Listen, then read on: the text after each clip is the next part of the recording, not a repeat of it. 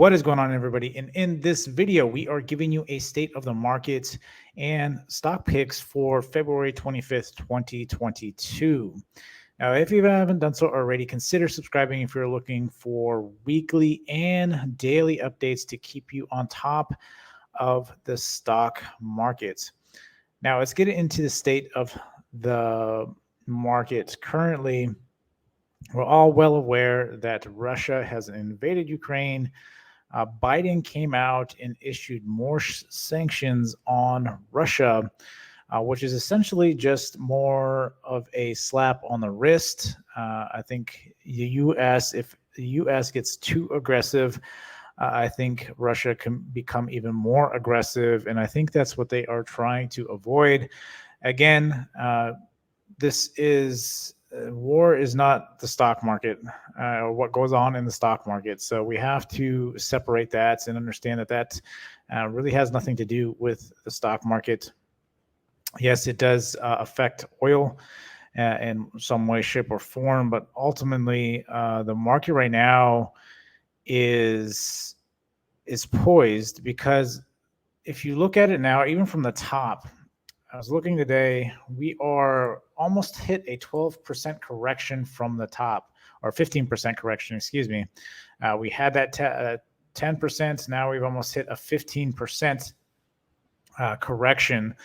So that is almost going to tie in maybe a 75-point basis move, maybe even close to a 100-point basis move from what we're essentially worried about with the Fed rate raises. Now, will this invasion impact the Fed from taking any action in March? It very well could.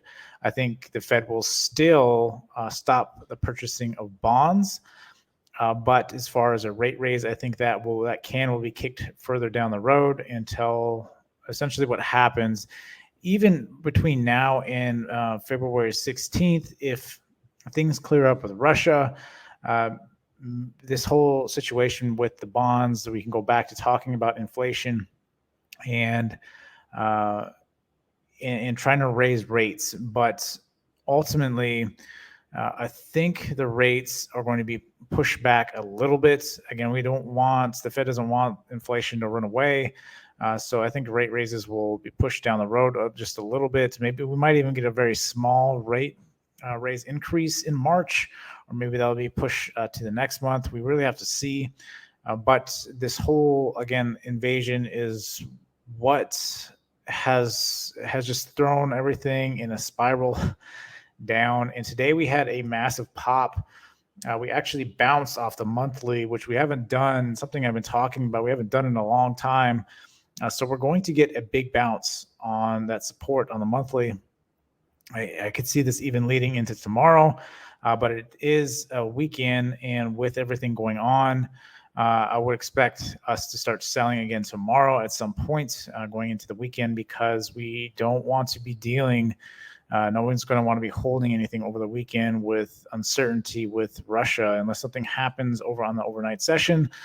That is where my mindset is for now.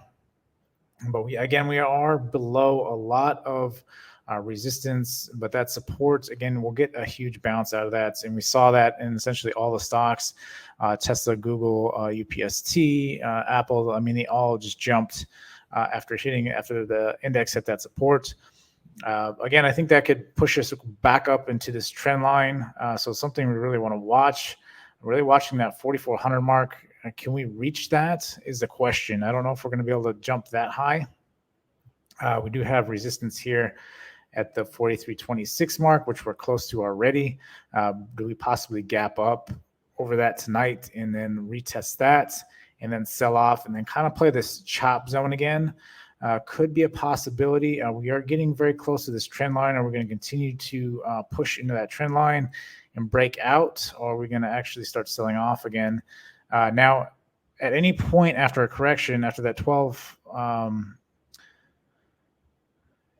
after the 10% correction, we can possibly reverse at any point from that time period. And now that we have a 15, almost a 15, it is close to a 15% correction. we should see some form of a rally at this point. And even though there are a lot of different things that are coming into play, and I mean, there's no 100% way of knowing. We can only have some sort of educated theory about what is going on, and that differs day to day with new information that we get. Overall, still very bullish on the market. Obviously, the market continues to go up, and it needs to continue to go up to help support our economy. So, being said, at some point we should start flipping. Again, we continue to get noise about Russia. People aren't going to care. We're starting to see that. I've been talking about these candles. They are actually bouncing with strength. They aren't bouncing weakly. So that's something to keep in mind. These candles still very much have strength in them, and we're seeing that. So we have to see. But going into tomorrow, I'm not really expecting a lot. Even Bitcoin, if we look at Bitcoin had a good bounce today. Like I said, it needs to break that 32 for me to really be worried. Again, we wick straight out of that again today, expecting this to start pushing back up. And if everything goes right, I think we are still going to have a very bullish year. We just got to get, again, this whole Russia-Ukraine thing, it's all new. Considering what was just a couple weeks ago, that, you know, it was just all about the Fed. Now we got the Russian-Ukraine thing and the Fed. So there's just a lot going on from this point. So once we get through this, once we determine what happens in March, I think we can continue to move up. Again, all we've done since January is essentially just sell. So at some point, we will start reversing and start pushing back up. Again, more focused towards the back half of the year. Again, depending on how aggressive the Fed get with this inflation and where they need to be at. So, but Bitcoin, again, I think is still very bullish on Bitcoin at this point. Going into tomorrow, I think the biggest ones is obviously, I keep talking about the leaders.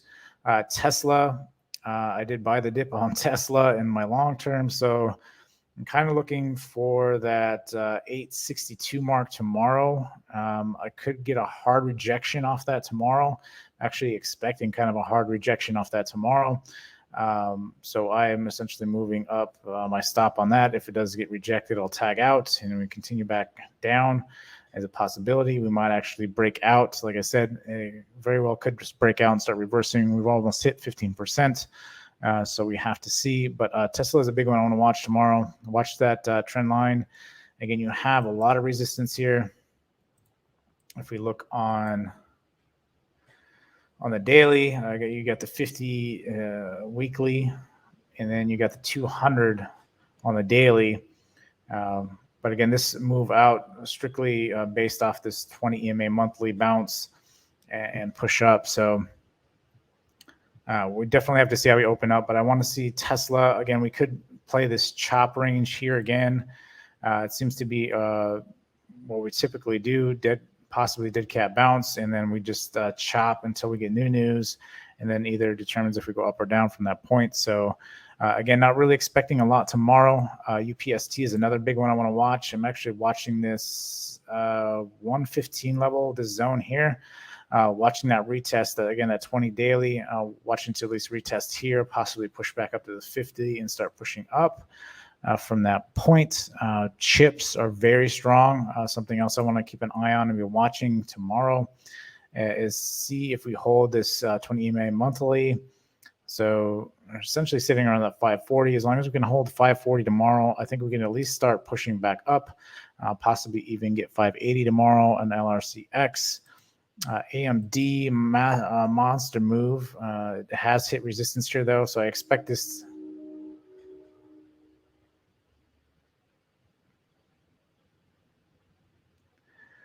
So I'm expecting some sort of pullback on this as well, but I think your ASMLs and your LRCXs, they tend to lag and hold a lot more strength as opposed to AMD and NVIDIA. They sell and push quicker, but these ones are a lot more stable and they seem to hold a lot better. So watching ASML as well, watching that 616 mark here and make sure this holds tomorrow. If we can hold that and hold that support back into that range that we've been holding for such a long time, I think that would be a strong bullish signal, in my opinion. Again, the war really isn't going to matter. As sad as that sounds, when you're talking about the stock market and war, it doesn't really have that big of an effect, unless for some reason other things like possibly China comes into play, or something it escalates to an absurd level, then the market will start really getting FOMO at that point. Again, none of the information we're getting is new. Again, once information becomes repetitive, the market doesn't care anymore and it becomes numb to it and just starts to push from that point. So watching that tomorrow, possibly. I'm not really watching e-commerce tomorrow unless we start selling. This could be a good one to short again tomorrow. Amazon is always a good one to short when the market starts to crumble, but it's recovered essentially everything we lost last night. So that's something to keep in mind. There is a lot of strength there. So we'll see. Maybe we're going to continue to chop in here and maybe break out. But I think that the remaining move is mostly waiting on the Fed, I think, at this point. Again, I did say we would see some sort of rally. Maybe we'll start getting a couple-day rally. But going into Friday, I expect some selling because I'm sure people aren't going to want to hold going into the weekend. And then come next week, we might get a little bit of a nice push next week going into March. Which is funny to say. I think we might get a little push and then turn around and chop, waiting for Fed, which is on the 16th. So being said, that's pretty much what I got. I know this video is a little short. There's a lot more state of the market talk because of what's going on. And again, trying to differentiate between what is going on with the Russia-Ukraine thing and realize that it's not going to directly, war isn't going to affect the stock market. The stock market is a different animal. It will do its thing. It will continue to push even though there's war going on. So again, yes, we are news driven, but if that news is not new news, it's not going to affect the market. Again, the sanctions and all that stuff is just a bunch of jazz. The market doesn't care about that stuff.